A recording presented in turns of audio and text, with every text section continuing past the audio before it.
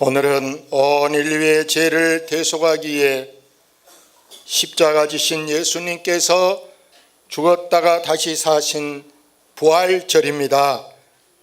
예수님의 부활은 기독교 신앙의 가장 중요한 기둥이 되었습니다.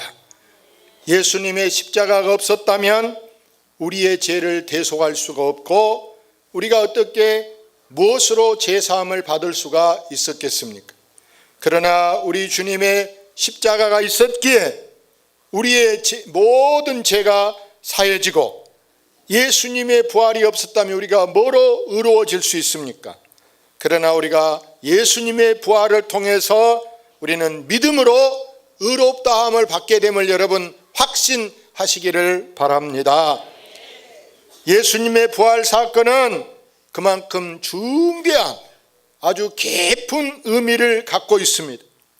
본래 우리 예수님께서 운명하신 날이 금요일입니다.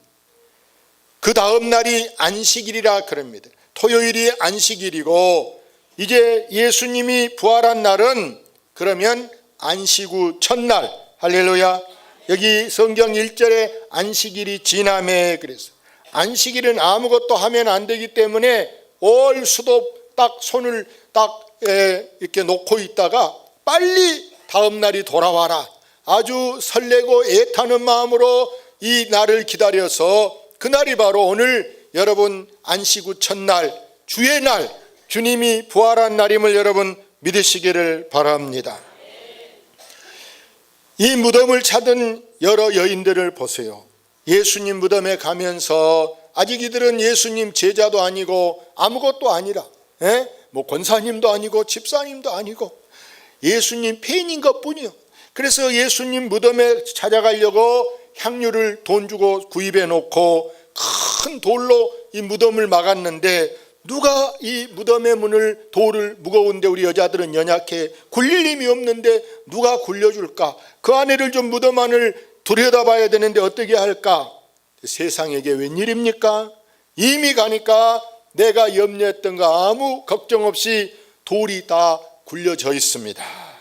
무덤 안에는 흰 옷 입은 천사가 그곳에 있으면서 그들에게 말하기를 놀라지 말라. 얼마나 지금 겁먹는 상황이겠습니까? 깜짝 놀라죠. 기절초풍하지요. 그런데 그 천사가 하는 말이 놀라지 말라라고 그들을 위로해 준 줄로 믿습니다. 사랑하는 여러분, 이처럼 예수님의 부활은 감격적인 사건. 마치 시험 보고 떨어질 줄 알았는데 그 어려운 대학의 중요한 시험에 합격했을 때의 기쁨 못지않게 이 부활은 감격스러운 사건입니다. 다시 말해서 패배가 승리로 역전된 사건이요, 진리가 여러분 거짓을 이긴 사건이요, 선이 악을 이긴 사건이요, 의가 불의를 이긴 감격적인 사건임을 여러분 아시기를 바랍니다. 그러면 이 예수님의 부활은 어떤 결과를 가져오게 됩니까? 제일 먼저 여러분 실망하던 낙심하던 이 제자들을 변화시켰다는 사실입니다. 사복음의 마태복음과 마가복음, 누가복음, 요한복음 이 사복음에 공통적으로 나타난 있는 내용이 뭐냐? 예수님이 죽으니까 그 12 제자들이 다 겁을 먹고 여기 이 무덤 곁에 단 한 명도 없습니다. 다 내려가 자기 고향으로 도망가 버렸어요. 고난당하지 며칠 전만 해도, 지난 3일 전만 해도 그 예수님이 예루살렘에 입성할 때 수많은 마치 대통령 퍼레이드 하는 것처럼 많은 사람들이 종려나무 가지를 흔들면서 호산나 호산나 외칠 때는 그들의 마음이 막 우쭐댔어요. 야, 우리가 예수님이 지금 앞으로 왕이 되면 우리는 한등 해먹겠다. 우리도 무슨 뭐 자의정 우의정하고 우리도 무슨 높은 벼슬 따겠다 이렇게 생각하고 지금 얼마나 어깨를 으시되겠습니까? 그런데 완전히 예수님이 체포되고 십자가에 못 박이니까 그런 꿈이 다 그냥 사라져버리고 완전히 실망, 완전히 절망. 이로 인해서 보십시오, 좌절하고 시리에 빠졌던 제자들에게 주님이 직접 찾아가셔서 불안해하고 떨고 있는 그들에게 평강이 있을지어다, 평강이 있을지어다, 평화가 너희에게 있을지어다는 이 말들은 제자들은 그 자리에서 벌떡 일어나면서 쓰러졌던 마치 소가 일어나는 것처럼 그들은 벌떡 일어나서 뛰쳐나가서 예수님이 살아났다라고 외치게 된 줄로 믿습니다. 그러므로 여러분, 이렇게 낙심하던 제자들이 여러분 큰 기대, 큰 소망을 갖게 되었습니다. 여기 12절 말씀에 보니까요, 뭐라고 합니까? 제자들은 실직과 실망으로 지금 고향으로 내려요. 실직이 뭡니까? 예수님 곁에서 지금 직분 맡아서 제자로, 사도로 이렇게 있는데 예수님 없는 사도가 무슨 소용이 있습니까? 그렇기 때문에 완전히 자기 지금 직장도 잃어버린 거와 똑같아. 그래서 이제 어쩔 수 없이 고향으로 내려가. 옛날 자기 고향, 옛날 직업 다시 찾아서 고기 잡는 사람은 고기 잡고, 어떻게 세관에 있던 사람은 다시 어떻게 복직을 해봐야 되겠는데, 이렇게 실망하고 내려가던 그들에게 주님이 찾아오셔서 성경을 읽어주면서 이제 그들의 마음을 뜨겁게 감동하게 한 줄로 믿습니다. 그 후부터 보십시오. 제자들이 또 어떻게 달라지게 되느냐. 그들이 가서 복음을 전하는데, 설교를 하는데 그들의 설교가 완전히 변한 줄로 믿습니다. 부활하시기 전에 그 제자들의 설교는요, 아무 힘도 없고 도대체 뭔 말한지 알아먹을 수도 없고, 오히려 무슨 자장가를 부른 것처럼 잠이나 올고, 뭔 말인지 전혀 못 알아먹어요. 맥 빠진 설교. 그런데 부활하신 주님을 만난 제자들의 설교는요, 전혀 딴판이라 그냥 막 불같은 무슨 막 사람들을 완전히 뒤집어 놓는, 눈물로 또 막 가슴이 뜨겁게 아멘하고 찬양하는 그런 놀라운 엄청난 사건들이 일어나게 된 줄로 믿습니다. 심지어 그들이요, 국회 또 큰 대법관들, 이 공회라고 그래요. 공회 앞에 가서도 그들이 이제 증언한데 뭐라고 한가 같이 읽어봅시다. 베드로와 요한이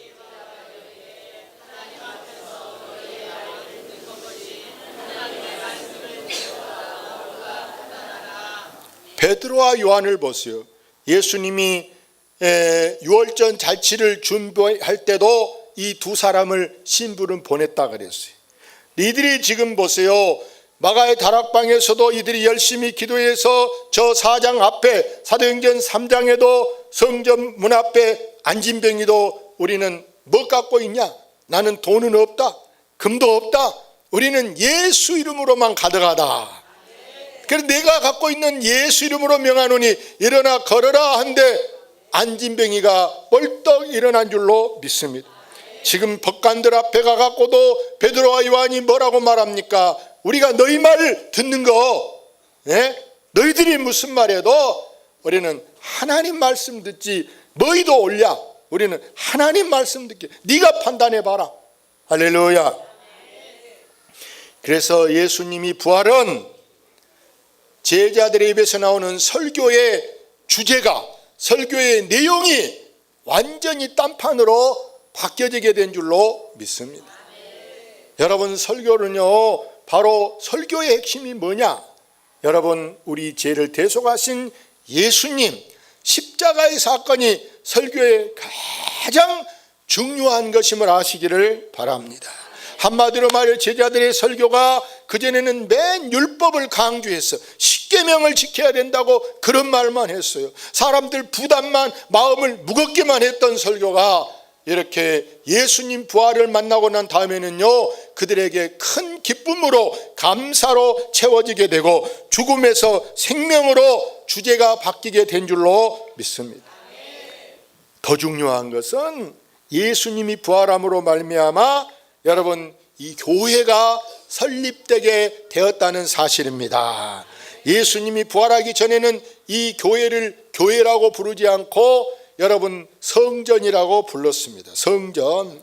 그때는요 중앙집권제라는 제도를 가지고 사람들이, 성전이 서울에 있습니다. 그러니까 큰 절기에만, 큰 절기에, 절에 여러분 다닌 사람이 1년에 여러분 우리 같이 매주 가는 거 아닙니다. 그들은 주로 언제 갑니까? 석가탄일 날 가잖아요. 석가가 탄생한 날, 초파일 날 불교로 이렇게 가잖아요. 그래서 옛날에는 성전일 때는 여러분 절기 때, 유월절이나 초막절이나 장막절 이럴 때 서울을 가니라고 가는데 여러분 예수님이 보통 열흘 걸려가고 막 그런단 말이에요. 열흘 걸려. 그런데 보세요. 예수님이 부활함으로 말미암아 이 성전이라는 것이, 제사 지낸 것이 다 없어지고 지금은 곳곳마다, 여러분 곳곳마다 십자가가 세워지게 돼서, 십자가가 뭐다는 곳이냐? 여러분 십자가가 여러분 제사 지냅니까? 구답니까? 여러분 십자가가 뭐 저물합니까? 여러분 십자가는 반드시 우리 주님이 우리의 죄를 대속하시고 다시 사시는 부활을 의미한 줄로 믿습니다. 그곳은 다 뭐냐? 여러분 교회다. 교회가 세워진 것은 여러분 다방이 생긴 것보다 낫고 술집이 생긴 것보다 낫고, 아멘. 여기 경찰청에 있는 전에 총경이 그런 말 하더라고요. 자기가 생각할 때 교회가 세워진 것은 파출소가 하나 세워진 것보다 더 낫다. 얼마 전에 내가 들은 이야기, 지금 그분이 외국에 대사로 나갔는데 그분이 그런 이야기를 하더라고요. 파출소 하나보다 교회에 세워진 것이 더 낫다. 내 방에서 그래. 그래서 여러분 이 교회가 세워지니까 더 이상 우리는 제사를 드리는 것이 아니고, 그럼 뭐냐? 여러분 예배는 보는 것이 아니기 때문에 대중교회 다닌 사람에 비해서는 예배 본다 그러지 마시고 영화는 가서 보고 있어야 돼. 스크린 나온 대로 영화 보러 가서는 말하면 안 돼. 영화는 보는 것이고 예배는, 보는 것은 구경 오는 거예요. 여러분 예배는 보지 마시고 예배는 드리시기 바랍니다. 드린다라는 것은 내가 헌금도 이렇게 드리고 기도도 드리고 찬송도 드리고, 그래서 설교하면 아멘도 같이 따라하고 하는 것이 예배는 드리는 것이다. 보는 것은 여러분 감독이요, 감독. 잘하냐 못하냐, 목사가 어떻게 하냐, 성가대는 어떻게 하냐, 그리고 점수, 저 목사는 70점 빵점 이렇게 점수. 나쁜 사람. 누가 감히 설교를 점수 매기고 예배를 점수 매길 수 있습니까? 하나님에는 대통령이든 자기가 무슨 국회의원이든 어느 누구도 예배를 점수로 매길 수가 없는 것이다. 그래서 여러분 예배를 보지 마시고 어떻게 하라? 예배를 드리시기를 바랍니다. 그래서 이제 이 부활신앙은 우리에게 뭘 갖게 하느냐? 부활신앙은 우리에게 산 소망이 있게, 소망이 있게. 사람이 낙이 없으면요, 희망이 없으면 여러분 돈 벌 재미도 없고 공부할 재미도 없고요, 밥 먹고 살 의미조차도 없어. 근데 그 낙이 바로 뭐냐? 우리가 하늘에 소망을 갖게 한 것임을 여러분 확신하시기를 바랍니다. 성경인경 읽어봅시다. 예수 그리스도를 우리를 거듭나게 하사 썩지 않고 더럽지 않고 새하지 아니하나 유업을 잊게 하시나니 곧 너희를 위하여 하늘에 간직하신 것이라. 예수님 제자 베드로가 이렇게 예수님의 부활이 우리 예수 믿는 모든 사람들에게 소망을 주셨는데, 저 여러분 3절 끝에 뭔 소망이라고요? 산 소망. 할렐루야. 우리 소망은 살아서 우리 속에서 막 소망이 꿈틀거리고, 산 것은요 절대 가만 안 있어. 산 것은 움직이고, 산 것은 크든지 산 것은 이렇게 새끼를 치든지 하는 것이 살아있는 것이라. 죽은 것은요 아무리 물 줘도 소용없고 공들여도 소용없고 아무리 쳐다봐도 죽은 것은 소용없는데, 우리 소망은 산 소망이 된 것을 여러분 믿으시기를 바랍니다. 그래서 이 산 소망이 뭐냐? 산 소망은 영원히 다시 사는 소망이 있게 했습니다. 요한복음 11장 25절에 예수님이 나는 부활이요 생명이니 나를 믿는 자는 죽어도 살겠고, 무릇 지금 살아서 믿는 자는 영원히 죽지 않고 천사장의 나팔을 불 때 그때 너희가 들림받아 갈 것이라 한 줄로 믿습니다. 성경에 보면은 여러분 죽었다 산 사람들이 몇 명 있어요. 엘리사가 수넴 여인의 아들을 살렸는데 나중에 아마 몇십 년 살다 죽었어. 여러분, 나사로 거지가 예수님이 살렸지만 그 사람도 여러분 나중에 죽었어. 그것은 영원한 부활이 아니에요. 우리는 지금 살지만 설령 여러분 어떤 사람은 의사가 사형 언도를 내렸는데 살아났다 그래. 그 사람이 수십 년 사냐? 여러분 며칠 몇 달 살다 죽는 거예요. 죽는 거예요. 그러나 우리가 여러분 영원한 부활은 뭐냐? 우리 예수님이 첫 열매가 되셨습니다. 가을 추수 때가 추석에 되면요, 우리가 뭐 가족 들어오면은 고구마 이런 금버른 데 가서 고구마 몇 개 솎아올 수 있어요. 그것은 뭐냐? 아직 추수 때는 아니고 추수가 가깝다. 곧 추수할 때다. 그래서 미리 우리가 이렇게 금버른이 되고 고구마를 솎아 먹어요. 그게 첫 열매, 첫 열매. 곧 추수한다. 이처럼 예수님이 우리의 첫 열매가 되셔서 우리도 예수님 같이 땅속에 무덤에 묻어도 불에 태워도 우리가 다시 살아날 날이 옴을 여러분 확실히 믿으시기를 바랍니다. 그래서 여러분 이렇게 산 소망은 뭐냐? 자유롭게 다시 사는 소망이 있게 되었습니다. 마태복음 22장 30절에 부활 때는 장가도 아니 가고 시집도 아니 가고 하늘에 있는 천사와 같으리라 이렇게 말합니다. 부활 때는요 여러분 우리가 어떤 성씨의 남자 여자 이런 것도 문제가 없고 결혼에도 구애받지 아니하고 가정에도 매이지 아니하고 어떤 남편에게 지긋지긋한 남편에게 미안하지만 어떤 부모에게 매이지 아니하고 어떤 상사에게 어떤 노예로 우리가 누구에게 구속되지 아니하고 거기서만큼은 우리에게 영원한 자유. 할렐루야. 자유가 아니면 죽음을 달라 그랬는데 이 참자유는 누가 주시는 것이냐? 바로 우리 하나님만 우리에게 주신 줄로 믿습니다. 그래서 오늘 우리는 마지막 중요한 것이 바로 뭐냐? 사랑하는 여러분, 우리는 부활신앙을 가진 성도는 어떻게 살아야 되느냐? 어떻게 사느냐? 우리는 견고하여 여러분 절대 흔들리지 마시기를 바랍니다. 여러분 집이 흔들린다면 여러분 저 고층 아파트 흔들린다면 무서워 살겠습니까? 생각해 보세요. 흔들리면 무서워서 살 수가 없어요. 성경을 읽어봅시다. 그러므로 내 사랑하는 형제들아 견실하며 흔들리지 말고 항상 주의 일에 더욱 힘쓰는 자들이 되라. 이는 너희 수고가 주 안에서 헛되지 않은 줄 알미라. 우리가 오늘도 여러분 뭐하러 왔습니까? 저 보러 온 거 아니잖아요. 예수 잘 믿으려고. 여러분 예수 잘 믿으면 절대 헛되지 않습니다. 여러분 수고가 하나님 앞에 나와서 봉사하고 충성하는 것이 어느 것 하나라도 헛되지 아니하고 하늘나라 생명책에 매들매들 여러분이 교회 와서 뭐 했는가? 성가대를 했는가? 청소를 했는가? 밥을 했는가? 기도를 했는가?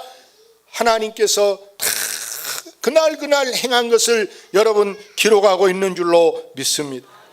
그래서 하나님은요 여러분 행한 대로 갚아주시고 그 복이 여러분 자손들에게 성경에 보니까 아브라함에게 복을 주실 때 몇 대까지 복을 준다? 1000대까지. 할렐루야. 1000대까지 여러분 자손들이 나 하나로 인해서 여러분 집안들이 여러분 한 사람 한 사람을 통해서 후손들이 대대로 복된 가정이 되시기를 주의 이름으로 축원합니다.